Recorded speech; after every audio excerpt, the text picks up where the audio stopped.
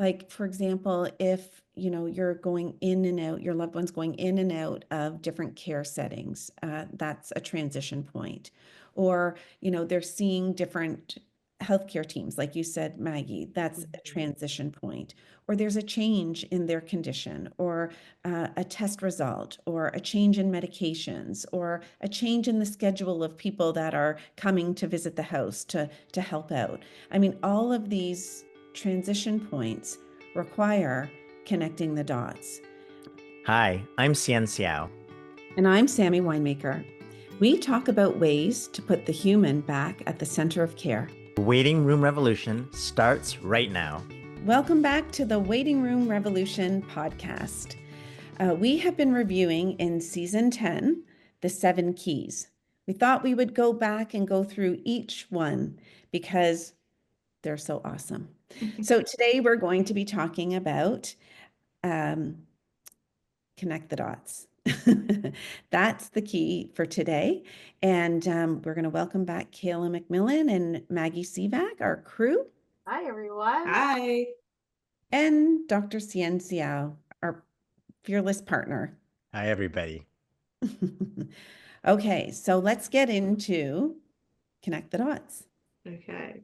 So my first question is, in season 1, this key was called Tag Your It, and now it's called Connect the Dots. Can you explain why the change in the name? You're so perceptive. We were hoping no one would notice. We just changed the name of the key. You know what? Tag your it felt like, oh, you are now the only one responsible here. It felt like we were passing the baton to someone, and it just sounded like, overwhelming and too much work, when that's not what we meant. We really did mean connect the dots, and we'll go into that in more detail, but it was just, it had the wrong flavor. And the Okay. flavor is very important. Mhm. So what did we mean by connect the dots? Yeah. So connect the dots is the key, and it was really about this idea that those who had a more in the know experience, they had someone in their crew. It could have been the patient themselves or someone in their crew who was the illness manager, who was in charge of being the glue between the many different parts of the health system and the very important things that are happening in the patient's life, like who they are, who are the key members of the family, how that family works. And somebody had to bring those two pieces together and connect all those pieces together. And yes, there are navigators in the system and people who call themselves coordinators, but at the end of the day, patients and families know what they need the most, know it best.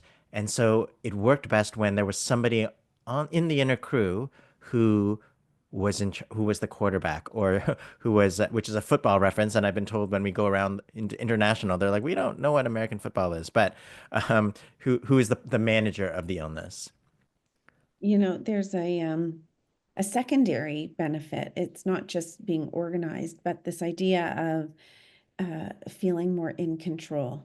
So if you relinquish everything to the healthcare system, even the coordinating, navigating, et cetera, then it contributes to just feeling like the power has been given to the other. When really we want people to realize that they can maintain a sense of control if they lean in. And one of the ways of leaning in is this idea of keeping track of things and being organized and planning and managing and coordinating. Those are all things that are important, but just as important is it gives you a sense of, okay, I'm not lost. I'm not in limbo. My feet are grounded because I am an integral part of this system. I personally lean into this key a lot when I'm managing my daughter's healthcare. So she has a primary care provider, a pediatrician, a psychiatrist, a social worker. So, and they don't talk to each other. So I've really used the tips from this key to kind of lean in and be the manager of her care so that everyone's on the same page. Mhm. Can you think of any other stories of impact that you could share with us? I mean, Yeah, first, I think I want to mention that um, between teams is an important piece to connect. But there Mhm. are other transitions throughout an illness journey that require leaning into this idea of connect the dots. Like, for example, if, you're going in and out, your loved one's going in and out of different care settings, that's a transition point. Or, they're seeing different healthcare teams, like you said, Maggie, that's a Mhm. transition point. Or there's a change in their condition, or a test result, or a change in medications, or a change in the schedule of people that are coming to visit the house to help out. I mean, all of these transition points require connecting the dots. So those are important moments. It doesn't just happen once. It's always happening, connecting the dots. Yeah, and in our workbook, we have a one-pager summary of like your medications, your important surgeries, your allergies, like and what else they need to know on a one page, so that it can help you in the connecting the dots part. You stick it on your fridge or on your phone, and you don't have to repeat as much of your story again and again. And I think we also have some other really helpful tools of of what to say and how to and why it's important to not feel like you're waiting to be told information, but to share what's happening. You always have that, share when there's a change that you're noticing, because that is important information to let the healthcare team know that they have to work differently. I love when I go into people's homes. I know I'm always talking about that, but that's where I work, so I'm allowed. Um, and I identify that person or those people. Like you said, like either the patient whips out an Excel spreadsheet and starts saying, "I've been tracking this and keeping notes on this," or family members whip out their you know, notebooks or their pads of paper. Anyone sitting with a pad of paper and a pen is my best friend because I know that they're the person who's connecting the dots in Is there. that why we're friends, Sammy? Because I always have my pen and paper. Yeah, you used to get so mad at me when I would say, "Cien, take note about this." But but yeah, if I'm in a patient's home and there's six people in the room, the patient and other family members, let's just say, and no one is writing a thing down and no one is whipping out, their whiteboard or their schedule or the medication list, or I start to worry. When there is no one connecting the dots, it contributes to chaos and feelings of disempowerment for patients and families.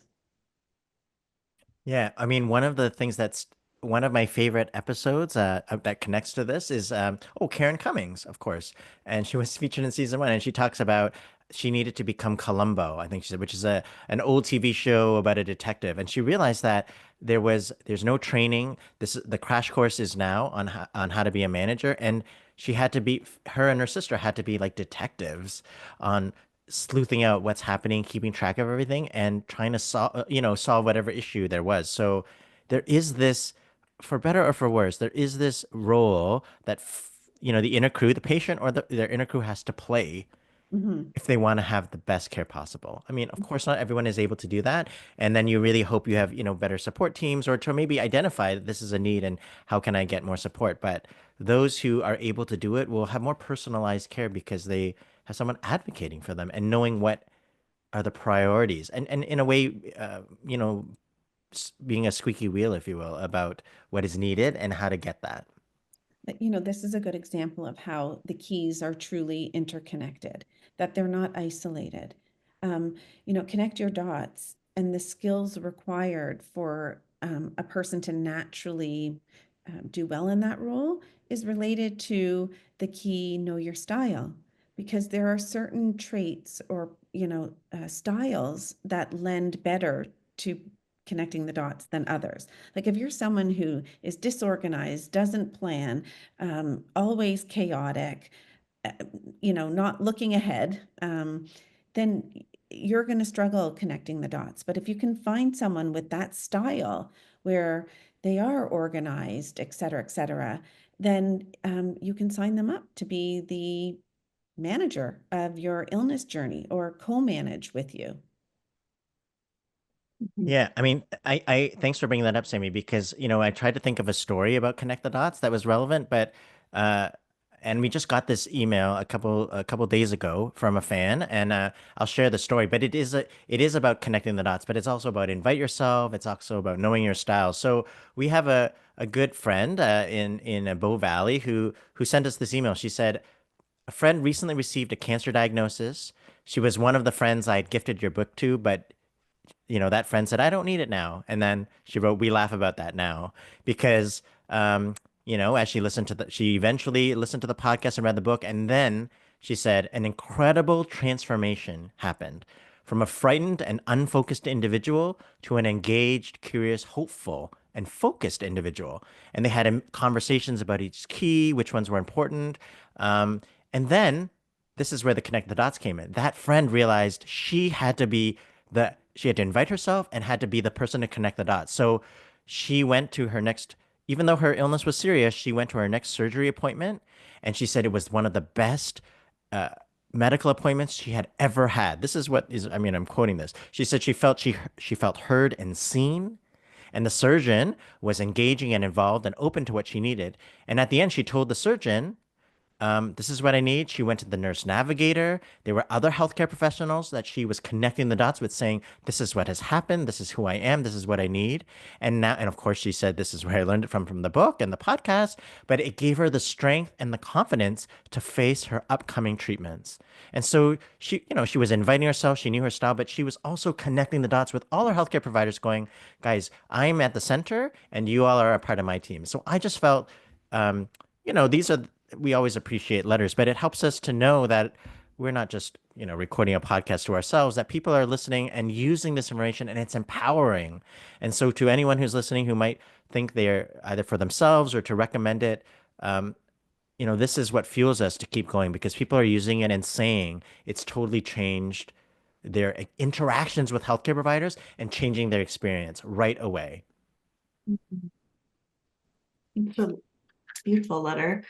I think of just reflecting myself, like I feel like I'm great at this for other people, but not great for myself. So that gives me a push that I need to look at the workbook, do the quiz, and work on some skills myself. But I'm curious, like, where do you think people get stuck on doing this?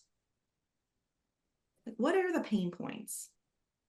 The one that comes to mind for me is just when people wait too long and so much has happened, and then it becomes impossible to think about connecting the dots. Um, so again, thinking of these skills as ones that can be implemented and you can take action on them right from the beginning. It's like when you're trying to keep your resume up to date, and this is what I'm guilty of, and you go years without keeping track of what presentations you've given or what research you've done or what courses you've taught, and then all of a sudden someone asks you for your most updated resume and you're like, oh gosh, that is so overwhelming. Forget about it. I'm not going to apply for that job because they need my resume and it's just too overwhelming for me to update. And so you really cut your nose off to spite your face. So, um, so that's what the pain point for me is when people wait too long to try to get organized. Yeah. I think the other one that I've heard, and we just got this today, that people not don't, and they don't know what the roles are of all the different healthcare providers. So we've heard from some of the people who have read our book and said one of the key questions they've learned is to say, what should I expect from this appointment? What is the purpose of this appointment? To make the best use of it, can you please tell me what the goal is? And I think so in our workbook, we actually have a tool, not only in the previous episode to map out who's on your inner crew and what their roles are, or what you hope that their roles should be. But we do the exact same thing for the healthcare team. We have a worksheet where people write down who are the key members and what they think is that person's role. So what is the role of the family doctor? What's the role of the surgeon, this nurse, etc.? And then to bring that to the healthcare team and go, did I get this right? Who is the key person? How do I contact you? It's sort of allowing you to open up a discussion about how you're going to work with that healthcare team and who's the quarterback, so to speak, who's the main responsible physician or healthcare provider, but also how you're going to work together, how they work together in a way. Oh, we don't really work with them. And I think we can't make them all work together, but at least we know. So you need to be the glue between this one and that one. And what's the best way to share information between the two? And can you fax that to that team because they need to know? So it's just getting you in behind the curtain a bit of mapping out the healthcare team. I think that's what we call the exercise. And I think that's such a incredible hidden skill that people who work on the inside know how to do. Mhm. So, just to touch base about the provider part of this, is there a way that providers can really do this? And what's the provider version of this key, if you will? Well, I think it goes back to the last episode we had, which is anticipate the ripple effects, that providers have to understand that if not the patient, there's probably someone in their inner circle who is, whether it's explicitly or unexplicitly, um, you know, determined, the manager of the person's outside life, and that it's important to inquire about, who is your person or people connecting the dots for you or helping you to stay organized, or just ask, are you staying organized? Did you know it's good to stay organized? And give advice and help mentor and coach the patients and families on how best to stay organized. We have that in our workbook as well. But as if you don't have the workbook, as healthcare providers, you can be coaches and mentors and share tips with patients and families on how to stay feeling like they have all the puzzle pieces. Mhm. In one of our education programs that we did, I remember we taught primary care providers to make a contact list and hand that to patients and families of who to contact when. And we got feedback that was super useful for them to do and hand out, and that patients really appreciated that. So that tip really sticks out in my mind.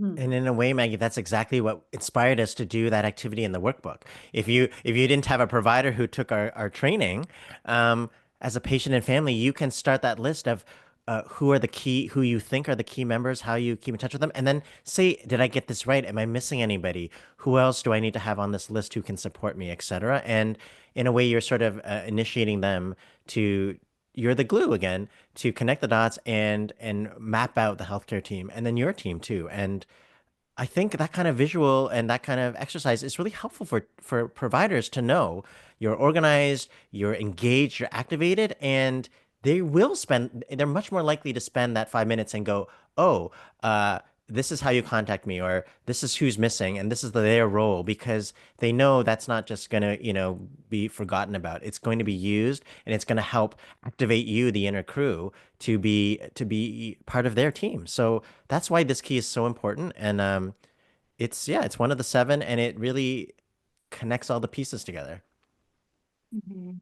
I think even when I worked in acute care, like it was very helpful to map that out for myself as someone who was like coordinating, to know like, oh, this team has they have a social worker on their team who can see patients. That's good for me to know. Like, what if we have somebody who might need that, right? Like it helps you see all the pieces as a provider of like the puzzle as well.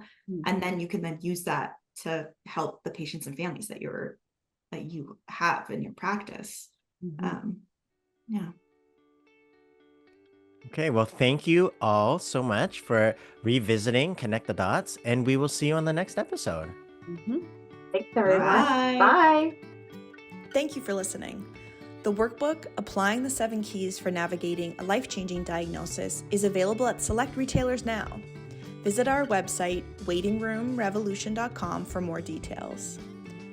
On the website, you can also find free resources, event listings, learn more about the movement, and you can join our newsletter, which is the best way to keep up with everything Waiting Room Revolution.